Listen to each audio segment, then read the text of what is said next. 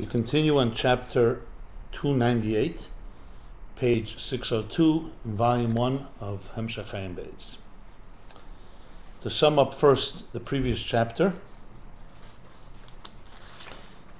so after describing the four different types and possibilities of dysfunctionality and imbalance, he applied the first two to the world of Tohu, the world of chaos, which is the antithesis, the parallel world, that is the parallel opposite world of Tikkun. To understand the functionality of Tikkun, we appreciate it through the dysfunctionality of Tohu.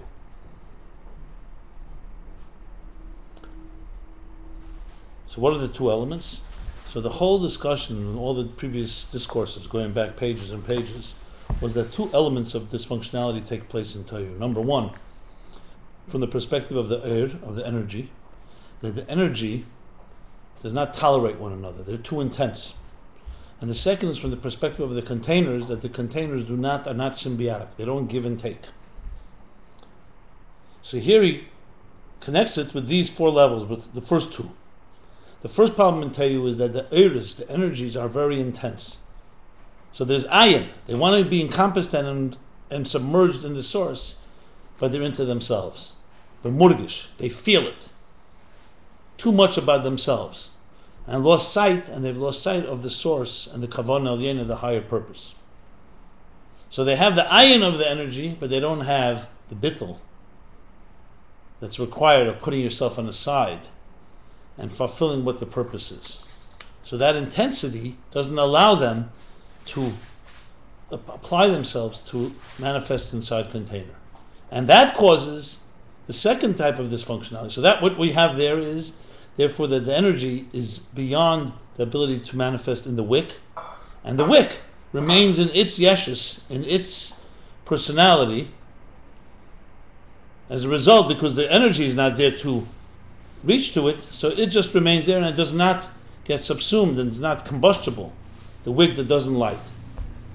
So they remain two separate worlds. So both the rotzeh, the yearning of the energy, is too intense, and as a result it causes the yeshus, the itness, the coarseness of the containers to remain in their place. So they don't have a meeting point.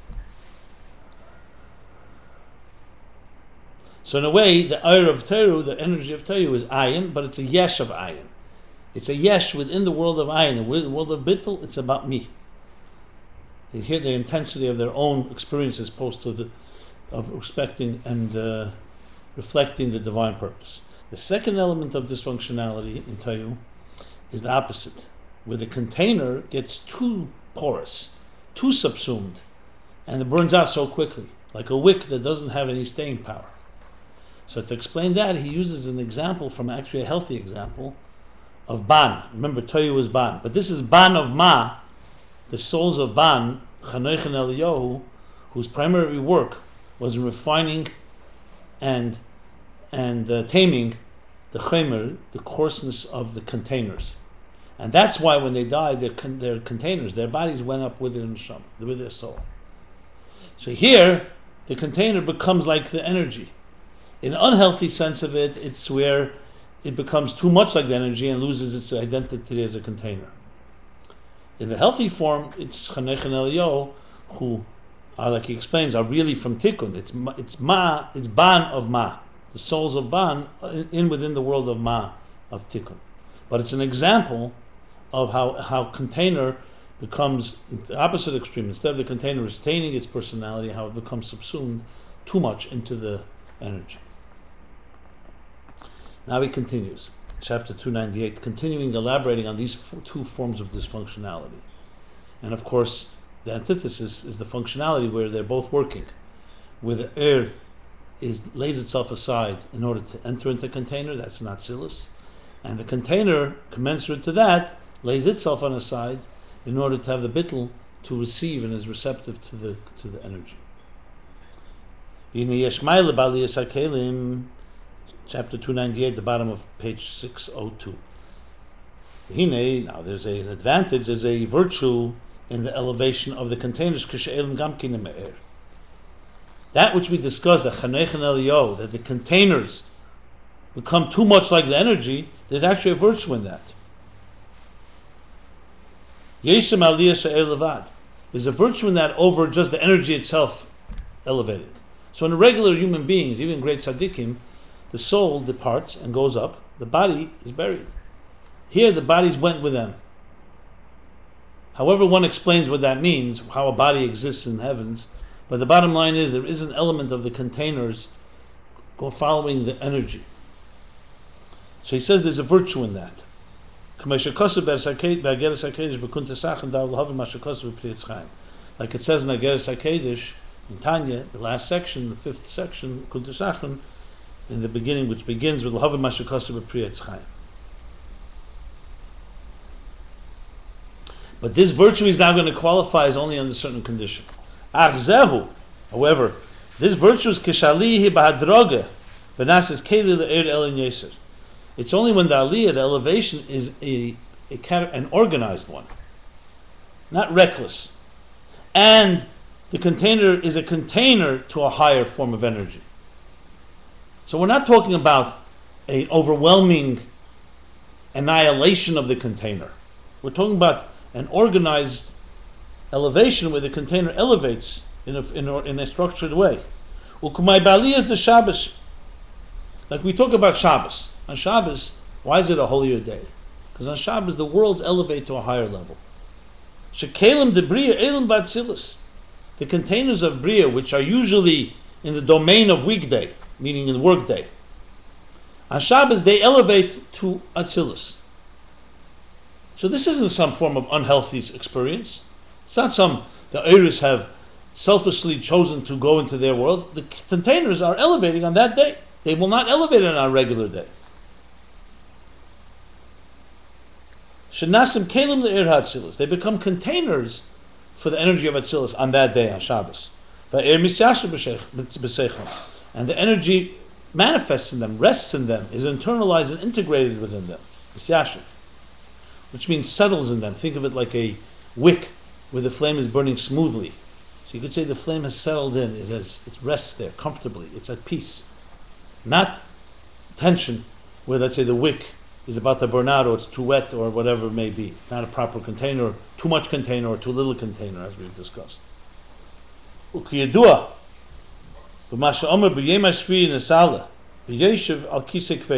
it's known, but what it says, that on the seventh day will elevate, and it will sit on the crown of glory. What's crown of glory? So kisei kvedei hin hakelim de Beriyah. Atzilus is the Adam Elyon, the supernal man. The kisei, the throne upon which he sits, is the world of Beriyah. So kisei kvedei, the throne of glory, refers to the containers of Beriyah, of the world below Atzilus. What does it mean that therefore that when on the seventh day we elevate and sit on the royal throne, the B'Shabbos Misalim B'Atzilus, that these containers of Beriyah, the throne, upon which we sit on Shabbos, meaning they elevate, those containers elevate, umeir behem eir Atzilus, and within them radiates, illuminates. They're illuminated by the energy of Atzilus. They're not in a form of complete expiration. The containers have assimilated and are able to receive in the proper way that energy of Shabbos. Like we learned earlier, chapter 277, the inyan bittul b'mitzias, the b'chinas hatikun, that the bittul mitzias, the sublimation, the total sublimation of the existence of Atzilus, of Tikkun, ein zeh sheyeh b'chinas heder mitzias legamri. It's not the meaning that it completely gets annihilated. It's a mitzias, an existence,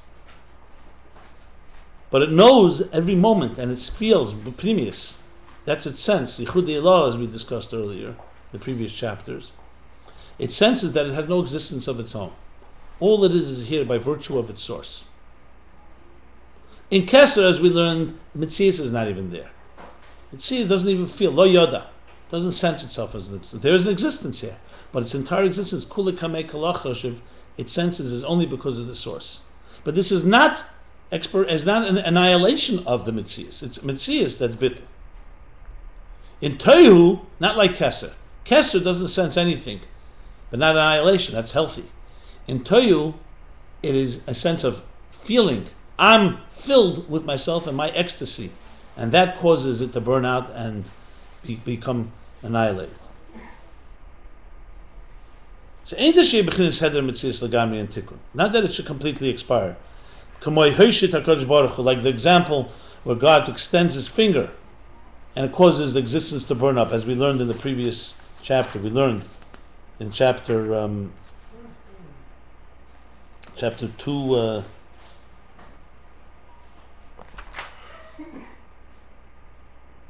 93, the beginning, page 592, that Beriyah on its own has a certain measured amount of energy that sustains it.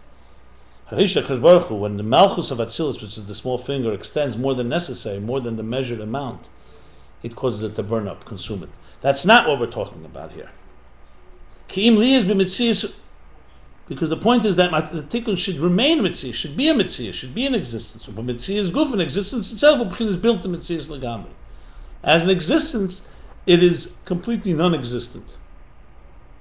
In a healthy form, not annihilation. At least it's a kli, it's a container. And it's able to contain and receive an increasingly higher level of energy.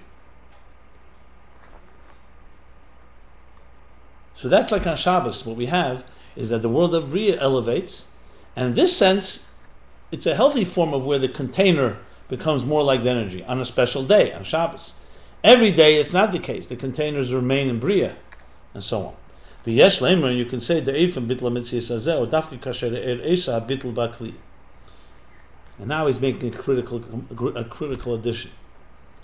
You can say that this eifim bittul mitzvah is in tikkun, the healthy form of sublimating and subjugating yourself, of the containers, who dafke kasher eisa bittul bakli. It's specifically, explicitly, when the energy causes this bittul in the container. If this type of bittul comes in the container on its own, that it has such a essential type of sublimation, then it will not be a container to receive the energy. It would be like as if it doesn't exist. And we need the container to be a container. So the interesting twist here is that that for the interface to work, the entire discussion of interface, you need to have a constant dance.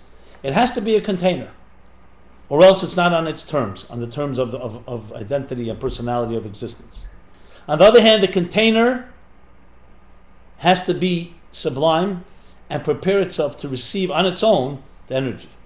But if it goes too much and goes too far, and so-called becomes so bittul on its own, then it's a jump that the wick ceases to really be the proper type of container that it should be, and no longer it's a container. So the bittul, the higher bittul of it not being a mitzias, bittul hayesh, preparing yourself and showing up like a student, is like we spoke about in prayer, is going to discuss, where a prayer you set yourself up, where you break your desires and you empty your container in order to receive. That has to come from the container. The preparatory hiskal is the first stage of interconnectivity, but the second one has to come from the energy. So it does two things. It's representing the divine and the interface, and it's also in the terms of the container. The container is not, it becomes so porous that it cannot really receive. It's a perfect wick. It's a wick that burns. On the other hand, it's not a wick that immediately gets consumed. So it has to come from the oyer, this type of bittul. The parentheses he adds, and it's understandable that there are different levels, but in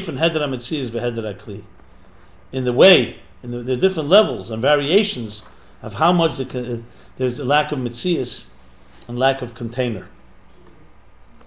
And this is a critical addition, just simply for thoroughness, to understand.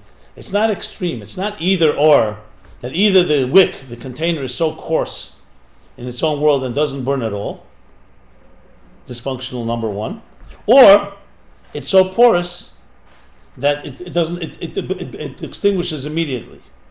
There are many variations in between. So like we discussed about mediation, the two people who completely disagree with each other. You bring them together in one room and say, at least let's just be receptive. Let's not yell at each other. And once they have that, then you can begin the process of actually making them interact with each other.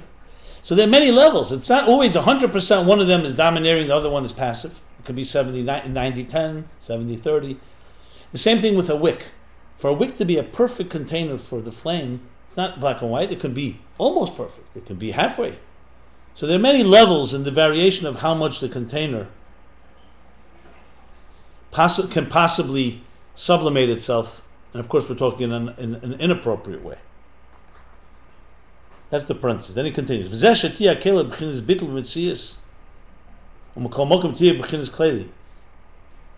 this, that the container should be bittul mitzias, which is the energy that comes from the energy. That it doesn't exist, as the sense is that it's not existent without the source. And at the same time, the paradox, it should still retain its keli features and personality. This is specifically when the sublimation and subjugation of the container comes from the energy, not on its own, not the container on its own. For this to take place, we need two conditions. The first is that the container on its own has to be receptive. Bittul hayesh. It's just a diminishing of its being that's not just consumed with itself, but it shows up, it receives, it's ready to receive. Sheti kli eloer, that it should be a container for the energy. Because if when the container was in its gasus v'yeshus legami, in its thickness, its coarseness, and its grossness, and yeshus legami, itness, its ego, had any kli klal, then it's not at all a container. Ukanal b'madreg aleph, like we discussed the first type of dysfunctionality. The container there is completely not a container for the wick, for the flame. The wick is completely not a wick for the flame, like a piece of metal or of the object which isn't combustible.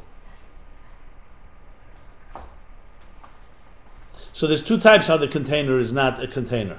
One, it's consumed with its own coarseness and therefore is not receptive to being a wick, or it's too much of a wick, too porous, and on its own it decides to become sublimated in the energy.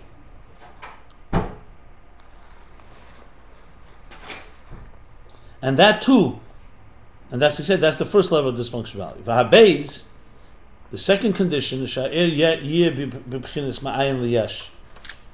the air, the energy, should be receptive and go against its natural tendency to remain in the source and be cleaved to the source.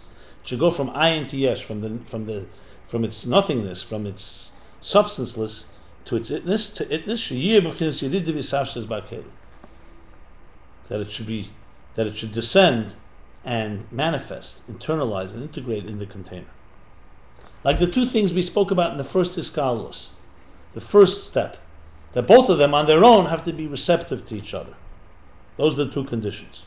For Oz, they have Veda, and then once you have that, you got them both in the room, they're both ready to reach to each other. Oz, they have Veda, the Ir v'Keli, the work between the container and the energy in the container. Hatiya kli is bittul b'mitzias. The container will then be bittul mitzias, will receive from the energy the ability to sense that it doesn't exist. The idea of bittul mitzias, not b'shal bittul hayesh, a higher sense that nothing but beyond, nothing but its source. The tiyah mekom mokum b'chinas kli, and at the same time will also be, nevertheless, still a container. And a container to an even higher revelation and dimension of energy. This means that in the beginning, initially, you need to have the bittul of the eris and kelim, both the energies and the containers on their own. What they have on their own before each of them contributes something to the other. So there we have their existences involved, and then You have the other side where each gives something to the other, which is the ultimate interface. How do you grow? So you can grow by either losing your identity. True growing in a way that's assimilated into your being cannot be in a way that you jump too fast and you lose your identity. It also can't be that you stay in your identity too much. So this is the balance that interface teaches us. The container has the container, and that makes it a container, and it is manifest in a way that's not being coerced or forced or imposed upon by the energy. It shows up. But then the energy, specifically the energy, introduces it to a higher dimension of bittul mitzias, that the container, if it has it on its own, it loses its being a container, then loses the purpose of the interface of its identity. After the bittul of the eretz and kelim on their own, afterwards, through the work of in being an er and a keli, an energy and a container, working with each other, in the proper mix, the proper formula, the proper combination, the keli will become the bittul of the keli will come to the point that it will be bittul b'mitzias. Its whole existence it will recognize as not as my own, but part of the source. That's what it gets from the energy. And nevertheless, it will be a container, remain a container. Now he's going to explain this in Avodah, and how it works in our V'zehu Avodah Lamata. This is how he's going to explain this dimension, how it works in our Avodah down below. Lamata being because above is in Atzilus. B'tchilas Avodah tzarich l'shuvat hatah. V'zehu the Avodah Lamata in our work down below. B'tchilas Avodah, the beginning of it, you need to have shuvat hatah. There are two types of tshuva. Tshuva tata and tshuva ilah. Tshuva tata means a lower tshuva. Generally speaking, tshuva tata is like cleaning up the mess. Before you bring in new furniture into a house, you have to clean up the dust. Before being ready to cleave and connect to the divine, which is going to say is like the higher level of bittul mitzias, first you have to get your yesh in place. You can't come in with chutzpah. You can't come in with coarseness. You have to sublimate yourself. You have to prepare yourself. So tshuva tata is that type of cleansing.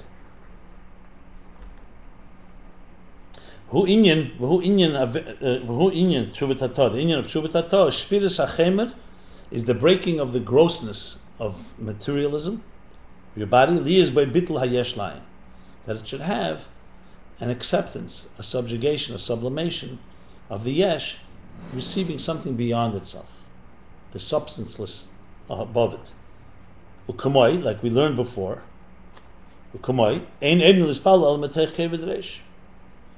That before we stand to daven, but to pray, so it has to be kevid reish. Kevid reish means heaviness of the head, but it literally means, as he says, kevid reish, that's achna v'shiflus, b'chinas achna v'shiflus. It means, achna means submission.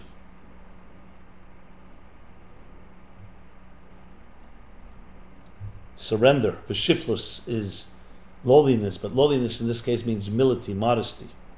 So before you go in, you go not with your head up high, kevid reish, a sense of not haughtiness, a sense of humility, submissiveness. U'kamashon is bar leil peirik reish nun, like we discussed earlier, chapter 250. But also, this was discussed before 250. It was discussed right here in chapter 294. We also discussed this, the Kevid Reish. Tine Tefillah, now he's going to explain this Avodah, the whole idea of Eretz and Kelim and Avodah.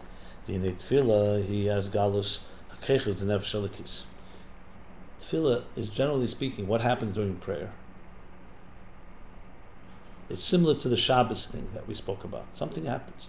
There's a special revelation of the faculties of the divine soul. We have a divine soul and an animal soul. So that's what happens during davening. Ayin Beis in Tanya, chapter 12 in Tanya, discusses it all. Eis Rotzen. Prayer is a special time. New openings. What's the openings? Of the faculties of your divine soul can emerge.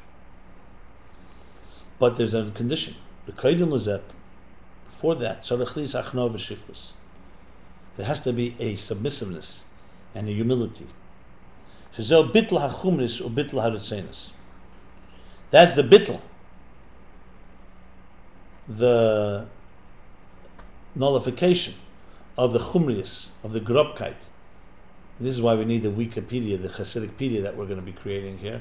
How do you translate grobkeit, chumrius? Coarseness, thickness, grossness. And bittul haritzenis. And you have to nullify the wills, the desires for things in this material world.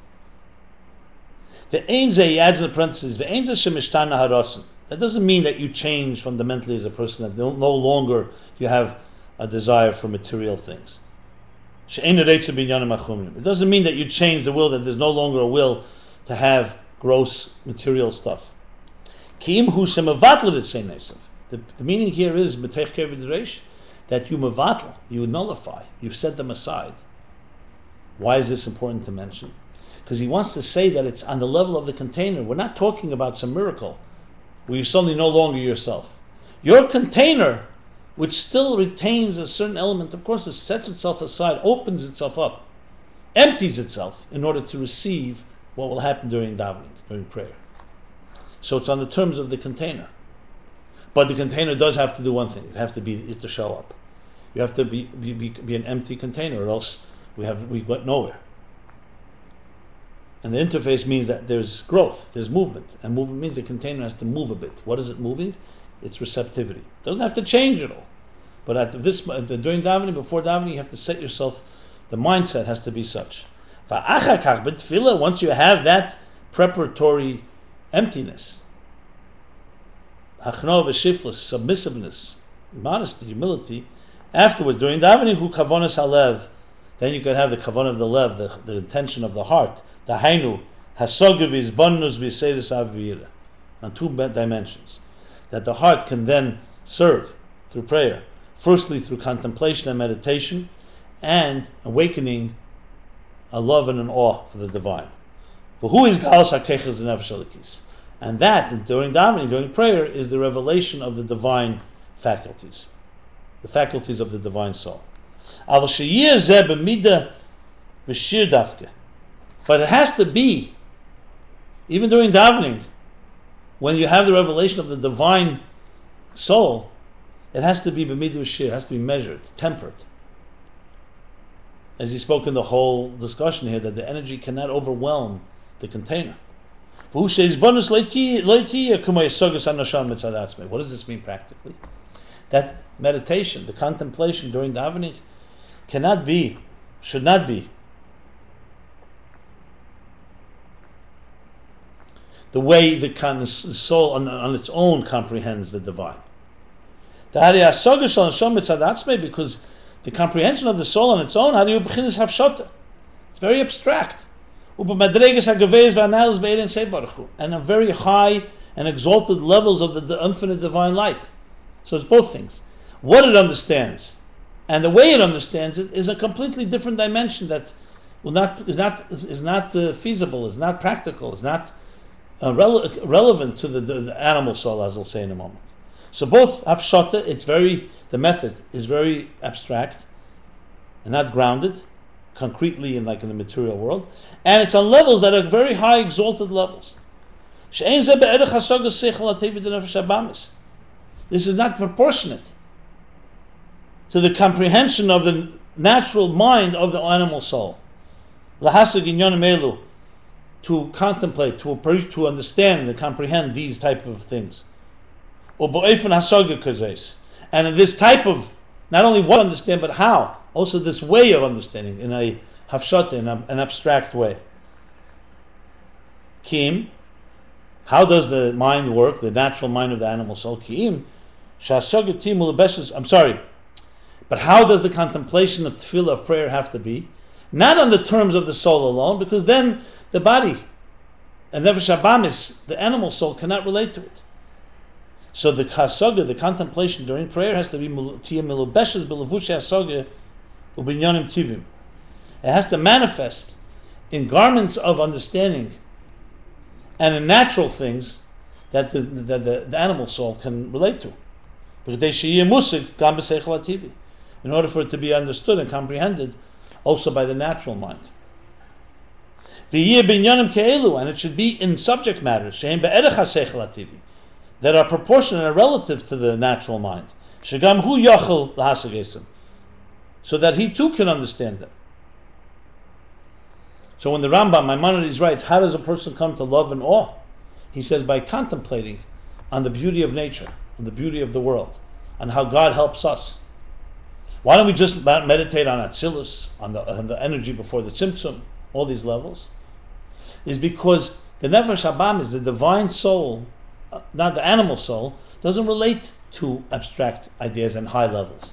It relates, God feeds me, the miracle of creation, the miracle of birth. Every time you eat, the food goes into the food pipe, the wind into the air pipe. The balance that our nature has. When we bench, we thank God for the food. These are things that Nefesh Habamis can understand and relate to. So that's why in Psukei de Zimra, when we daven, it talks about nature, contemplating the sun, the moon, the stars, the beauty of nature, and how God created such a beautiful, powerful, designed, magnificent world.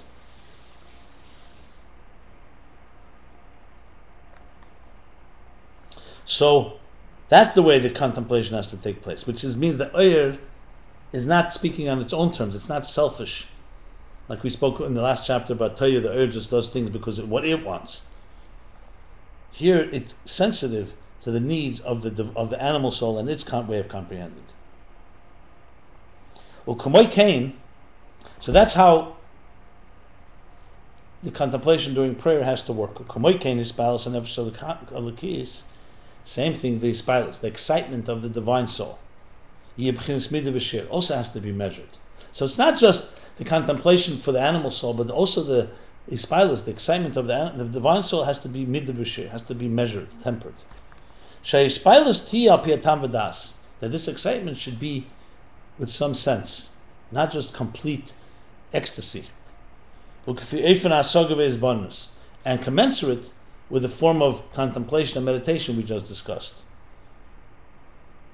In natural things and things that the animal soul can relate to. Because in truth, just like he said about comprehension of the soul on its own, it's completely more sublime and abstract and in much higher levels. Same thing, it's excitement of the divine soul. What the divine soul on its own gets excited about the divine. That is no relationship. It's not relevant to the animal soul. And it's impossible for the animal, and it's not possible that the animal soul should become excited from this. Because it relates to material things. The ecstasy of the soul on its own, it's love. The body and the animal soul don't relate to.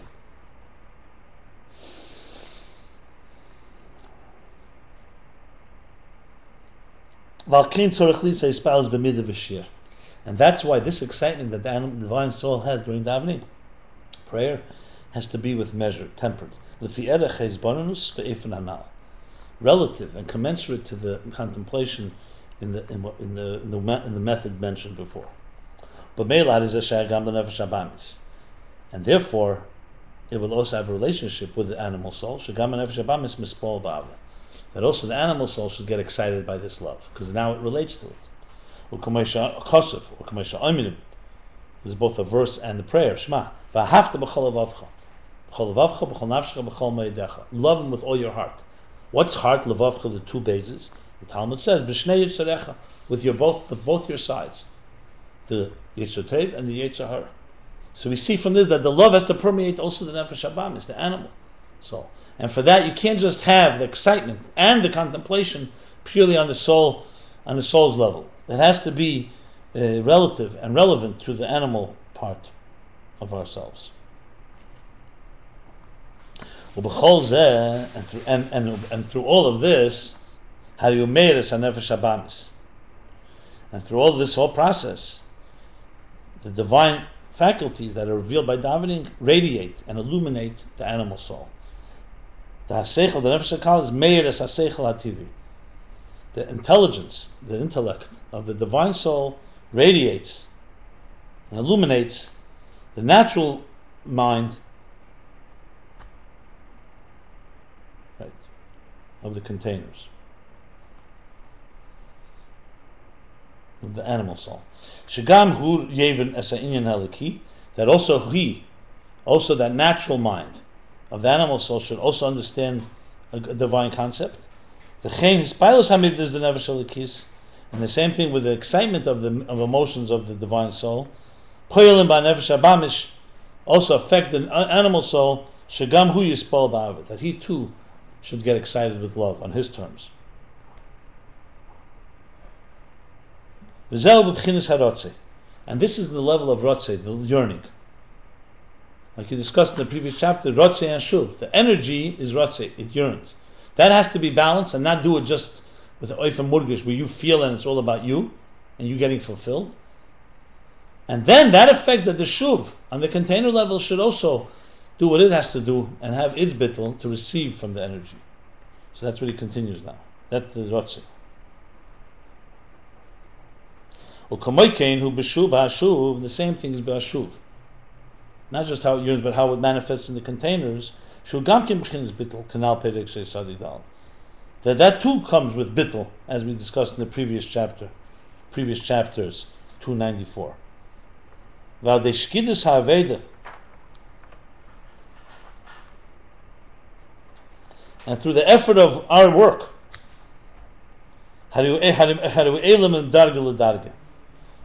the containers then elevate from level to level until it reaches the highest and most exalted levels. In other words, this is not a static situation. The container begins as a container. As we said, it has to have the proper measure. Not more, not less. The container is receptive to energy. In turn, it gets from the energy a higher level of bittul and consciousness, a higher state of consciousness.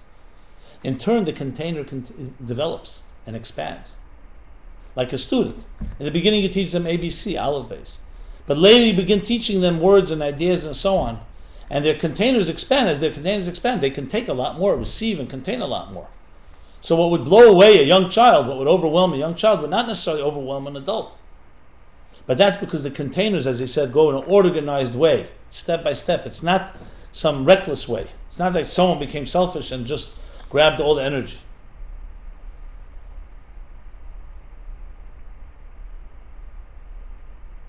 The kol zeh, and all this is going back now to what he said, that it's because the energy is that causing it in the container. The kol zeh keshabitl al-yedei eir. And all this is because the bittul is when the bittul is coming from the energy. I'm saying,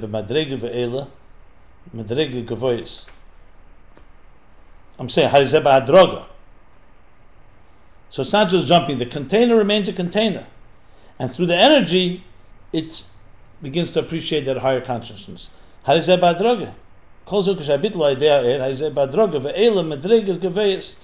it elevates in higher levels, till the ultimate bittul,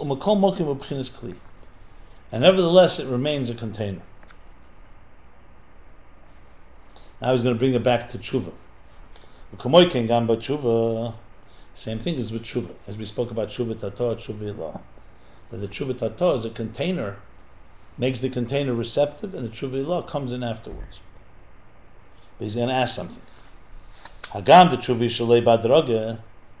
We just said the whole thing requires a measured, step-by-step process. Even on Shabbos. Step-by-step process. No jumps, which will create the shattering. But the fact that tshuva is not organized, is not in a step-by-step. We see a person who does tshuva fell deeply and then comes out of it with a no intensity. So it's not an organized, a gradation. Like the tshuva ilah, the higher tshuva of Rosh Hashanah Yom Kippur. It's not in a leveled, organized fashion. Like it says, from my depths, I call to you. I will call to you. What's the depths? From the depths and the inner dimension of his soul. What is the two emics, the two ma'amakim, the two levels of depth? This is the makifim. Makifim are no longer integrated. They're not internalized like eir pnimi, like he discussed in the beginning of the discourse and over again. So makif, so like we say, nefesh, ruach, neshama, chay, yechida. So nefesh refers usually to nehi, the biological faculties, functionality. Ruach is the emotional, chagas, chesed, gvura, tiferes. And intellectual part of the neshama is chabad. What about chay, yechida? So chay, yechida are transcendent faculties. They reside in keser.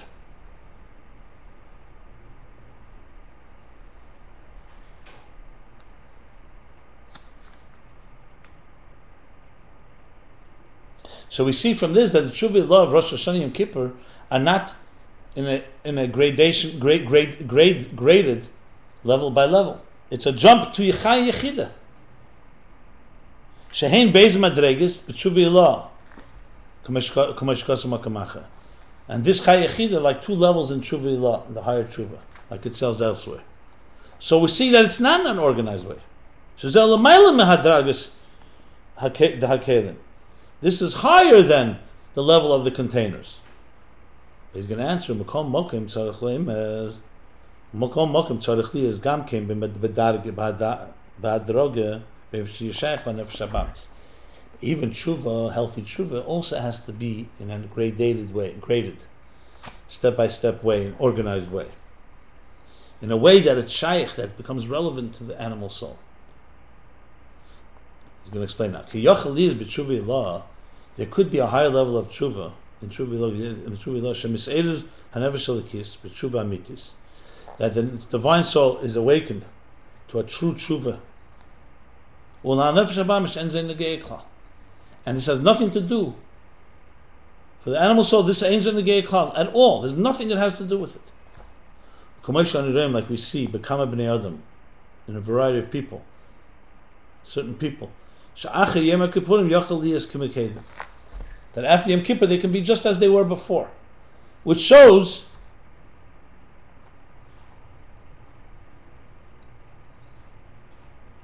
that they escaped into their tshuva law. They had a neshamadika experience, but they left their body and their animal soul home on the side. So yes, it's an intense, but it's ultimate compartmentalization, and that's not the way it should be. Badroga means that it's organized and it's gradated, that it still is commensurate and will work with your body. It's not like Rosh Hashanah Kippur, we escape to a mountain and we disregard our body and our material. No, it has to affect it. Like we see people, after Yom Kippur, they can be just like they were before. The reason is because it didn't permeate them. They escaped to the level of the soul for a day. And primarily is that it should be relevant to the animal soul, that it should repair its ways. And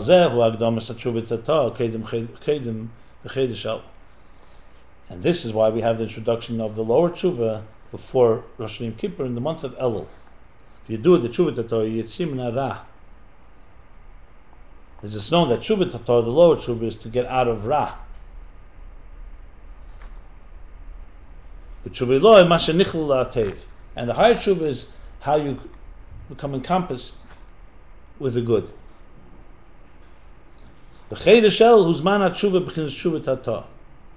And the month of El is the time of tshuva and the lower level of tshuva. What does that mean?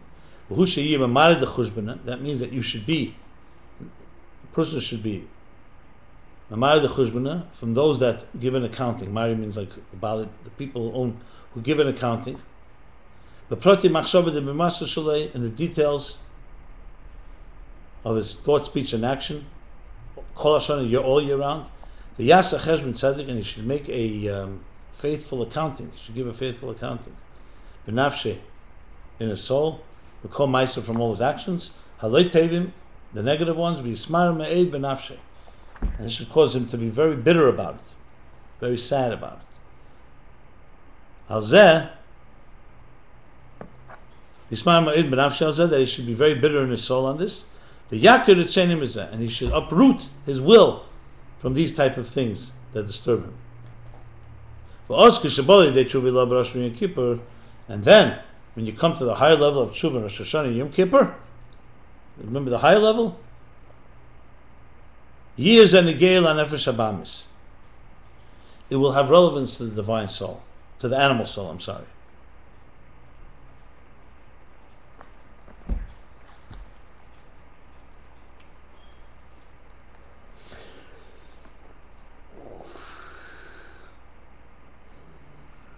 Okay.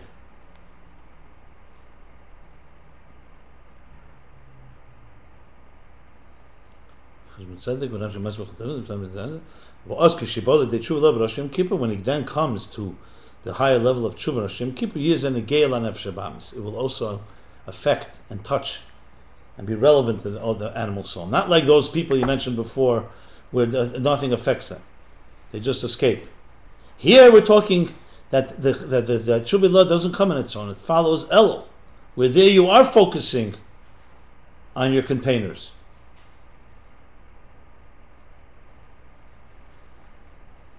Because by breaking the chumrius, the coarseness, the grossness of existence, through the lower level of tshuva,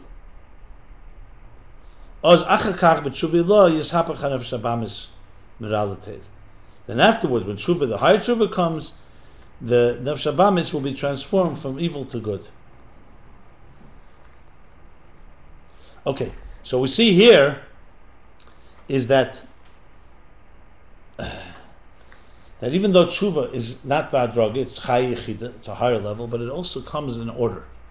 You don't just jump into it. If we didn't have the month of Elul, we wouldn't have that preparation and accounting. You jump into it, would be like jumping like Chanoch and Eliyahu, or even worse, where the containers get subsumed, or they disregard the energy. So we have the month of Elul, which was Tshuva Tata. We would prepare ourselves, accountability, a very faithful accounting. For us, then when it comes to the Tshuva, the higher Tshuva, it will also be relevant there.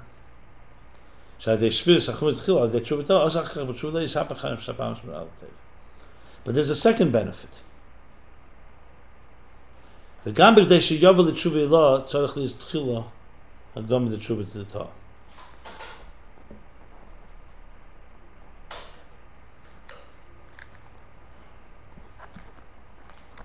So the first thing is, in order for it to be relevant to the animal soul, it has to go through the two steps. First tshuva tata, and then the higher tshuva. But there's another element, not just for the container benefit, also for the process. In order for there to be tshuva ilah, you have to have first tshuva tata. Ki tshuva ilah be'emes mashanesim al-maila. Because tshuva ilah really is a gift that comes, is really in truth something that comes from above. That's why it's only Rosh Hashanah Yom Kippur. If something we can generate it any time of the year. But just like he said before about Shabbos, Rosh Hashanah Yom Kippur have a particularly unique energy that allows the higher level of tshuva to manifest. Because those times have a special revelation from above.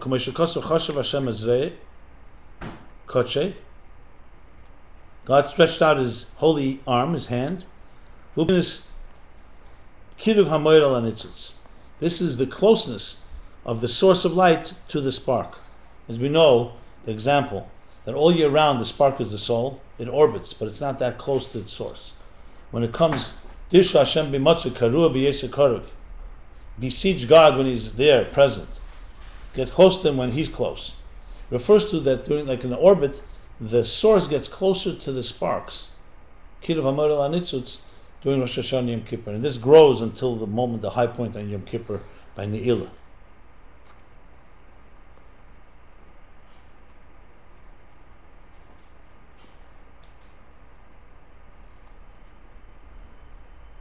So this is what the divine gives us, this Kiruv HaMoed al HaNitzutz. It allows us this higher level of bittul. But in order to reach it, you have to have the preparation of the lower level of tshuva, of the containers. Because without it, without tshuva tata, you have the concealments and the curtains, the concealments and the hidden, and all the coverings of the animal soul, the divine soul is hidden and concealed in them. So when you look at a human being, you don't see the divine, it's all concealed.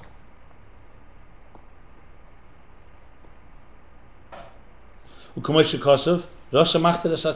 wicked one crowns the tzaddik.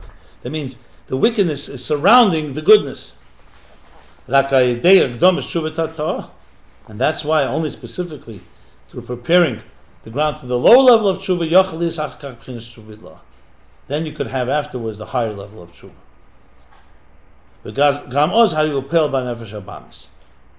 And then you could also say that it will affect the nefesh habamis canal, as we discussed earlier. All this demonstrates that the Aveda is in a level of levels. The Aveda, the service is levels. It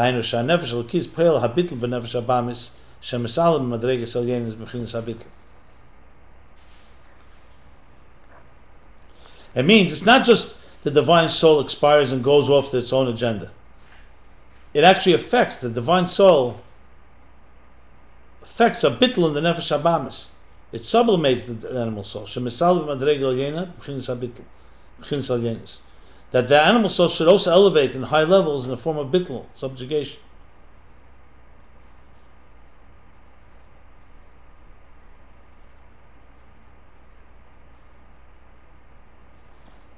I think I skipped something. 1 second. Yes, shalom. Okay, so in order to reach the higher level, you have to have the lower level because there's things that conceal. I skipped a line. Because there's the concealments, he's explaining here, besides the fact that the container needs it, for it to remain in the container, the bittul of Rosh Hashanah Yom Kippur, the container has to prepare the ground. But then, it manifested the higher revelation of Tshuva Ilah. Okay.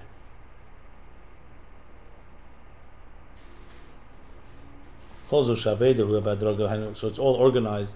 Nefesh Elokis affects the bittul and the nefesh habamis, and it should elevate to the higher levels. Nevertheless, it's still a metzius, like we said before. There still remains an existence. It doesn't expire like the children of Aaron, or the 4 people who went into the paradise. The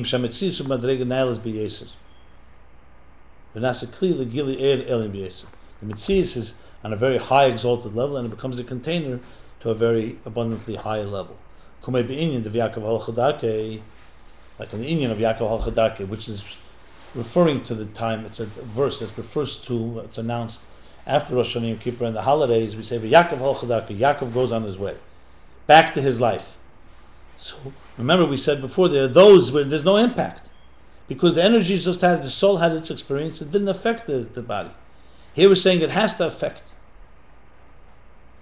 And actually, matter of fact, it's the preparatory stage. That first you have to have Elul, and then comes Tishrei. So,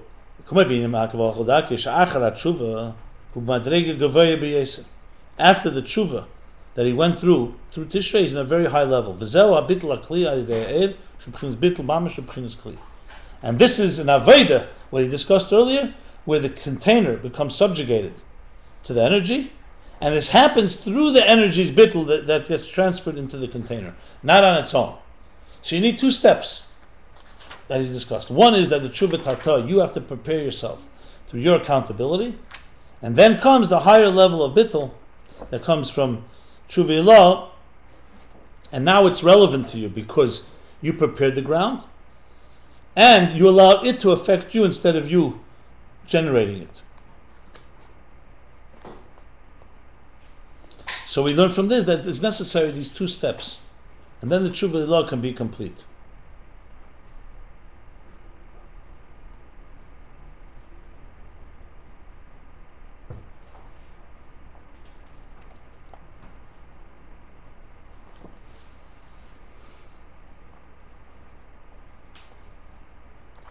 So it affects it, and also because the Tshuva law is a gift that comes from above. It's not something we can just bring on our own. We can create the container for it.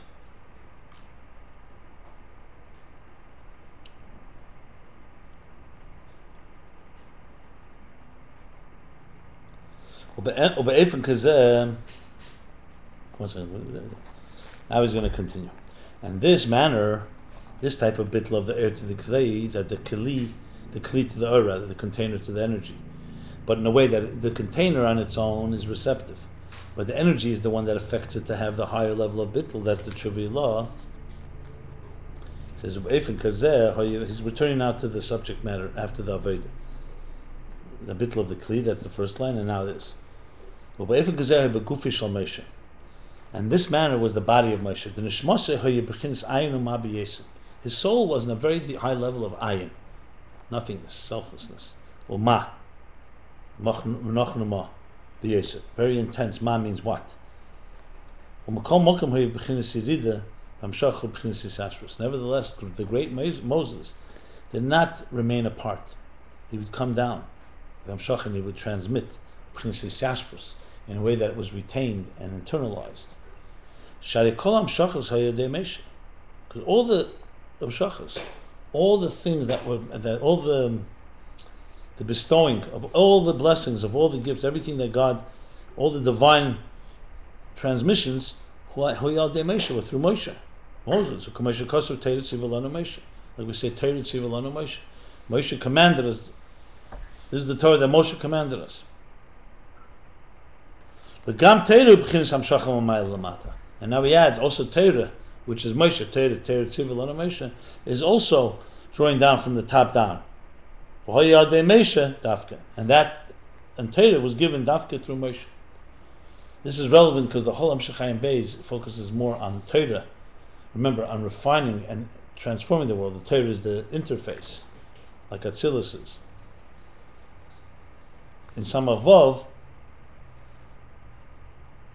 the focus is more on prayer, on bittul hayesh, on sublimating, and here it's more on refining. So Torah is also hamshachah ma'al mata. We'll discuss this a lot later in the discourse. This level of Moshe Rabbeinu, where the container is completely commensurate with energy, is the level of ma of tikkun, of Atzilus.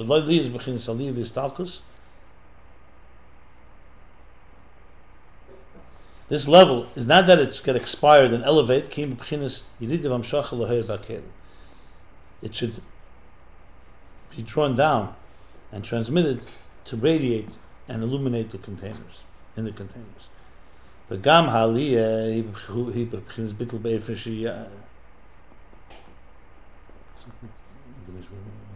v'gam haliyah b'chinas bittul be'efesh achar b'chinas shuv. And the aliyah also, besides that it's aliyah that in order to that energy should manifest in the containers, this elevation also is in a level of bittul, in a form that afterwards there should be a shuv, like it says elsewhere. That's how it was by Moshe.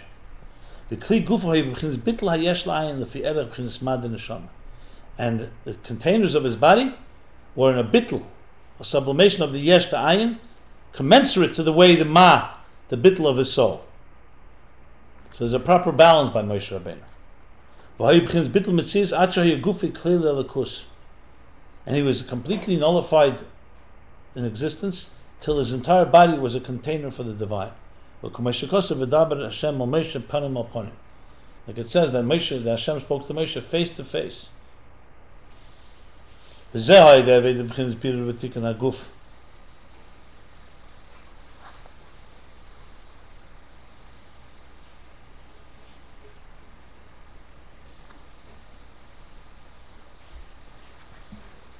And this is the work where he refines and repairs the body al yidei er neshama through the soul. She's not repairing the body and containers on its own. It's doing it through the soul. Until it becomes literally a container. Now he's going back. However, when you say that the container is bittul, is on its own, not from the energy, not from the soul.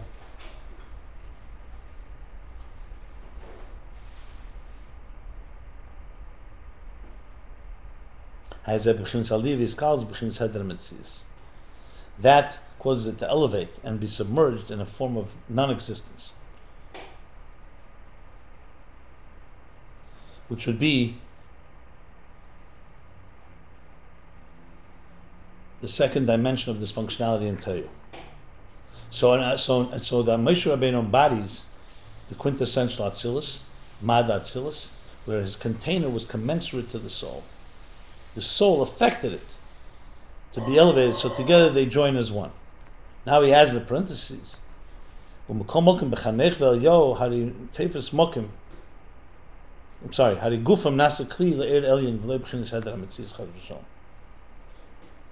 He's qualifying because remember we said that Chanoch and Eliyahu is really not like Moshe. Moshe's body did not go up with him. Their body did go up. The container went with them. At the same time, so the container became like the air. Is that a bad or good thing? So in Tohu it's not a good thing, because in Tohu it becomes completely consumed. Is what he just said here. Because it's not coming from the energy. In the case of Chanoch and Eliyahu, the body actually became a container for the higher energy. And it didn't become annihilated. God forbid. And why? Because at the end of the day, Chanoch and Eliyahu are not from Tohu. They're ban dema, like he said. So they're the ban within Atzilus. So because there's a tikkun, what they did ultimately was worked. It's not the conventional approach. It's not Moshe Rabbeinu's approach, but it worked. And now he concludes. In the level of Tohu, where it's not working properly. Because remember, in Tohu, in dysfunctional one, the container, the air is busy with its intensity, and it pursues its divine, its being in the source, forgets about the container. The container is separate and is not receptive to the flame, to the flight. In dysfunctional level number 2, Tohu, there the container, like Chanoch and Eliyahu, but in a negative way, the container becomes completely porous, completely sublimated, and that causes it to disappear. So you're going to explain that now. Matreg is the Tohu Yeshlem, and the level of Tohu you can say Shezeh Inyan Masha Kosov B'Sifra Ditzniusa. This is what it says in Zohar, in a section called Sifra Ditzniusa. Sifra Ditzniusa is a Zohar or commentary. Ba'ara is batalis. That's the expression he used in the last kitzur, if I recall. That was not in the actual discourse.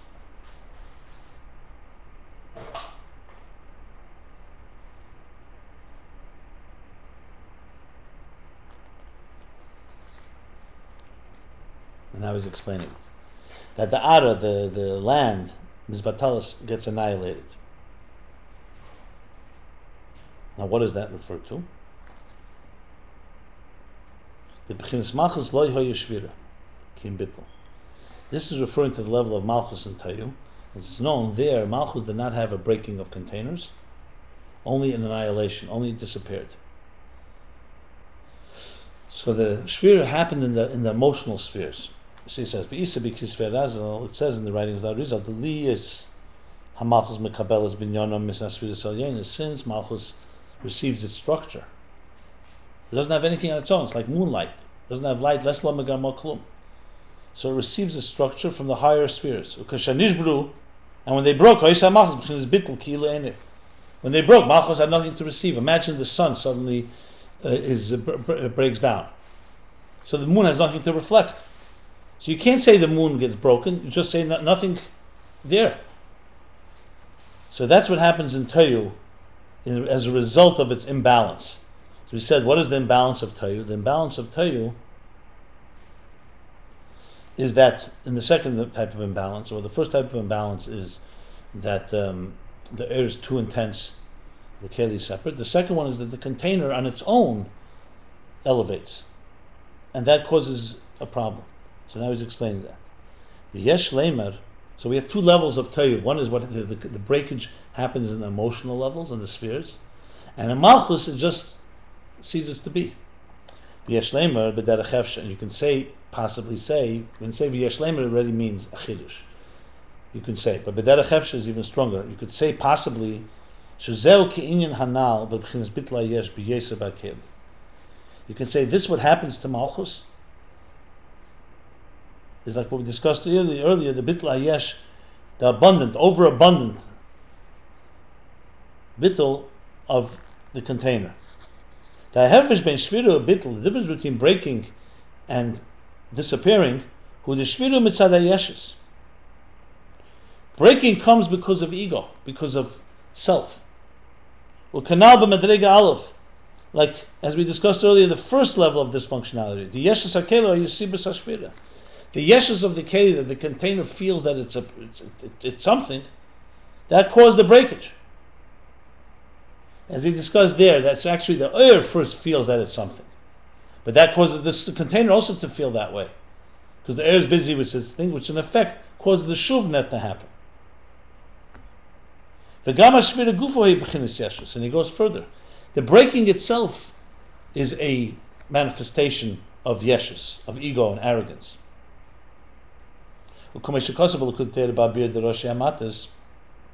Says in the explanation on Rosh Hashanah's Parsha Matis, when the container gets broken, is the ultimate yeshus, the ultimate self.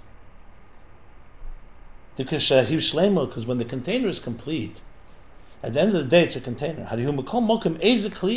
It's a container. It may be a container ready to explode, because it's not receptive, but it's still a container. It contains, and you can see that it has within it whatever it is that it can contain. Once it breaks, then it's complete destruction. It's just like a fifth wheel. It's unnecessary. Broken containers. Who needs it? Then it's the ultimate yeshus. Shalah. So breaking of the containers is the ultimate yeshus and ego. Because you see there that it has completely for itself. What value is there in the break of the container? So in the kelim of the tikkun, the keli itself feels that it's a self, and then when it breaks, it's even more manifestation. Broken shards. We don't even have the ability to be to any form of containment. You can say there's a selfish container. You can say a distorted container, dysfunctional container, but it's still a container. Once it ceases to be a container, then it's a complete expression of yeshus, of self. And that's the shattering of the vessels and containers in Tohu. Yeshus, that comes from yeshus, because it's busy with itself, its own sense of self. And the breaking itself, is also a dimension of yesh, of itness, as I just said, and even more so, ultimate yeshus. The annihilation, or you can say the elimination, or that the keli is not there, like in Malchus. That's not yeshus. That's not ego. That's because he's so bottled, he's so disappeared that he doesn't exist. Malchus doesn't have anything of its own. The emotions of Tohu have emotions, they're feelings, chesed, gvura, so on. They're selfish. That's why they ultimately break. Malchus is dependent on these emotions. So Malchus, all it suffers from is just left nothingness. Here it would have a sun to reflect. Here it would have emotions, and Tohu doesn't have that. So you could say that in Malchus the effect is ayin bittul, like the wick that cannot burn because the wick has become so porous. And we can say this is the meaning, the Ara, and the land, which is Malchus, is Eretz. The land is Batalas, gets annihilated, gets destroyed, gets demolished, gets devastated. So we see here a very beautiful, eloquent way of understanding the two dimensions of Tohu's dysfunctionality.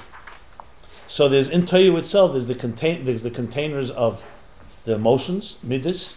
That's where the breakage takes place, and that is that there's a real yesh there. It's like more like similar to the first dysfunctionality, that the containers are a whole being. They see themselves as a whole entity. So it's not a wick to the flame.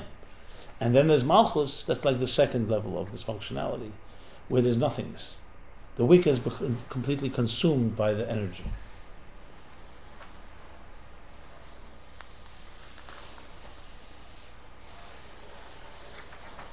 So now the kitzur, the summary. There's a virtue. Well, before we go to the summary, let me just sum up.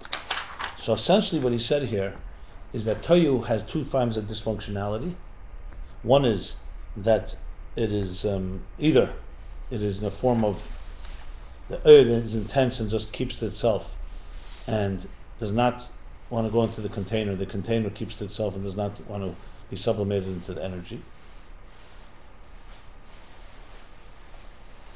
The second one is that the container becomes so sublime, it's too much bittul. Is a comparison of it as Chanoch and Eliyahu, but there in a positive way, because there it's ultimately still ban of ma, so there's tikkun there. But it's an example. In Tohu, the container becoming part of the energy is not healthy. But in Chanoch and Eliyahu, and there's Moshe Rabbeinu.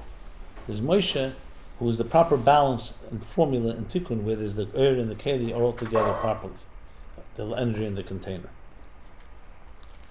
And he explains Shabbos and Rosh Hashanah, Yom Kippur and Tshuva. The way it works properly is that even when you go into a level of a higher dimension, it's with an organized fashion. You prepare the ground. The container remains a container. And that's because the container has to get it from the energy. And that way the container remains a container and receives it from the energy.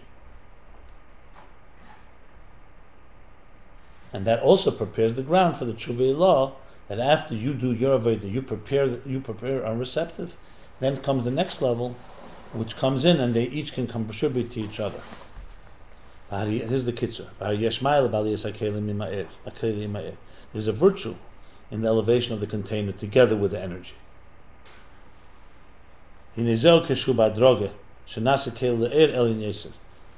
But this is when it's in an organized and graded fashion. So what can we call a scaled fashion, that it's measured, and that the container is a container to the higher energy, not where it gets annihilated. Kumei Bali is the Shabbos, like the elevations on Shabbos. Bittul the tikkun, and this is the bittul of tikkun, the level of tikkun, because the bittul of tikkun of the world of repair, its existence, it exists, but its existence is in a form of recognizing that it's bottled. So it's not annihilation, it's sublimation. And this is specifically when the bittul comes into the container through the energy, not on its own. But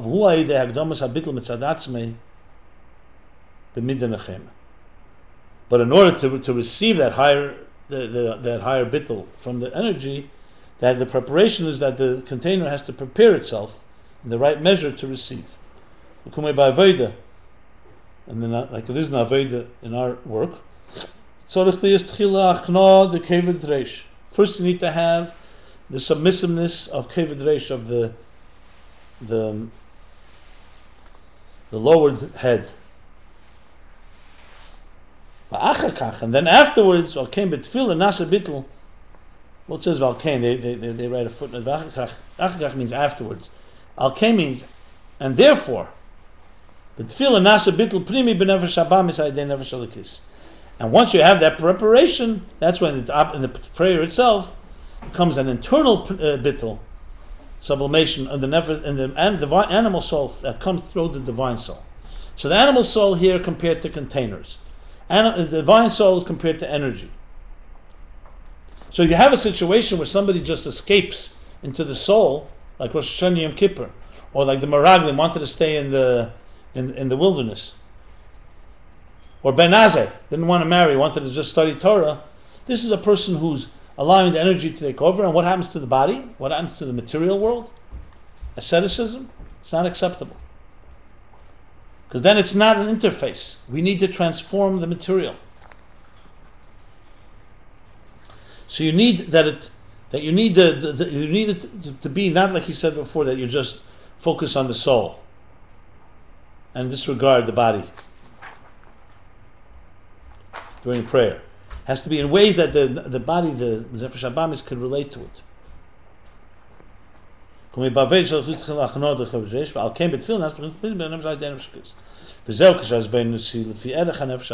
this is when the contemplation is relative to the understanding of the animal soul. The chen is spilus, and also the excitement, and emotional excitement, that the excitement, emotional excitement of love and awe, is measured and tempered. And even tshuva, which is even higher than just than the davening. In davening we see this. In tshuva, Yom Kippur, Rosh Hashanah is chai yechide. You're reaching the highest levels. Even there, tzarich is ba'draga. It also has to be graded and measured. That should have a relationship with the divine animal soul. He's showing that no matter how you twist and turn, he spoke about Shabbos, he spoke about davening, he spoke about Rosh Hashanah, Yom Kippur. All of them are not regular situations. In a regular situation, the container is in Beriyah, and it receives the energy in a limited way. But there are special times when even the kelim of Beriyah, containers of Beriyah, are able to receive a higher energy in a healthy way. That's similar to Chanoch and Eliyahu, where the container goes more than its regular measure into the world of energy, but that too has to be with organized fashion. So we have basically several levels here. You have a regular weekday, where the energy is the energy container, it's on a limited scale. You have Tohu, which is the other extreme. The energy completely is busy with itself, the container gets completely subsumed into the energy. That's annihilation. Vizbatlus ara. The land has disappeared. Then you have Chanoch and Eliyahu, which is like Shabbos, davening, Rosh Hashanah, Yom Kippur, where you do have a higher dimension. The keli is going deeper into the air, but that's in an organized way. In a way that the container can contain it. So even the tshuva, the deeper tshuva ma'amakim from the depths, has to be organized and connection relevant and related to the animal soul. And this is through the preparation of tshuva tata that the animal soul does prepare.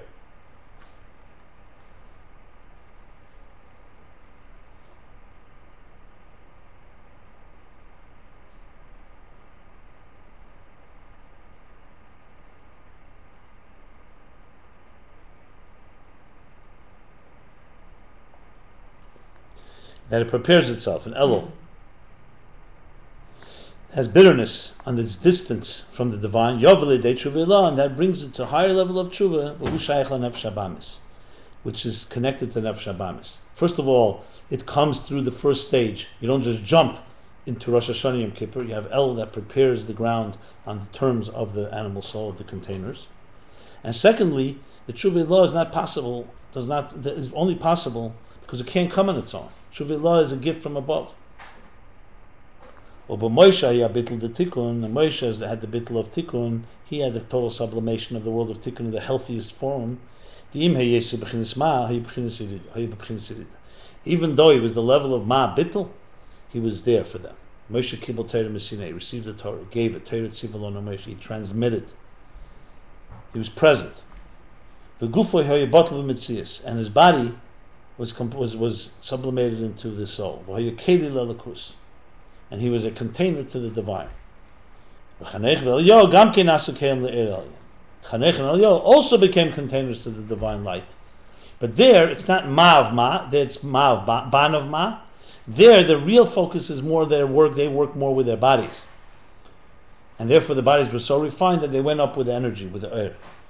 In Moshe Rabbeinu, his work was primarily the work of the soul that affects the body, but it wasn't so much focused in ban on the material itself, on the containers itself. And with this we conclude chapter 298. pages 602 through 605.